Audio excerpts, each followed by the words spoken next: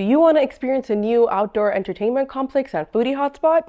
Stay tuned! Hi guys, my name is Fariha and welcome to the Weekend Roundup. The Weekend Roundup is where we tell you all the coolest stuff happening in Qatar over the weekend.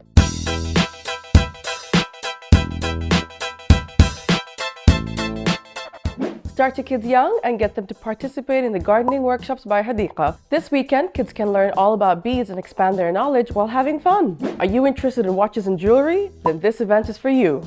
Lagoona Mall's Watches and Jewelry Week is starting today. Participating brands include Tudor, Chanel, Boucheron, Rolex, Pandora, and more. Ever wanted to know what the Grand Mosque is like from the inside?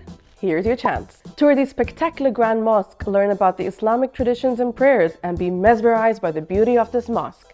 And it's completely free. Check out the different events and activations for the World Cup at Msheireb Downtown Doha. A film, television, and theater exhibition, a fashion showcase, an architecture exhibition, and so much more await you this weekend. 900 Park is Qatar's new food and beverage district. Catch a live performance by the famous DJ Rodge on Friday, the 11th of November. Get ready to dance your evening away. So that's it, guys, for today's episode of the Weekend Roundup. If you enjoyed it, don't forget to like, share, and subscribe. And if you want to know more about the fun events in Qatar before they happen, download the Qatar Events application and you'll never miss another event again. Available on Android and iOS, the app is completely free and easy to use. Also, don't forget to subscribe to our newsletter to stay up to date with what's happening in and around Qatar. For more details, visit iLoveQatar.net. Happy weekend! Salam!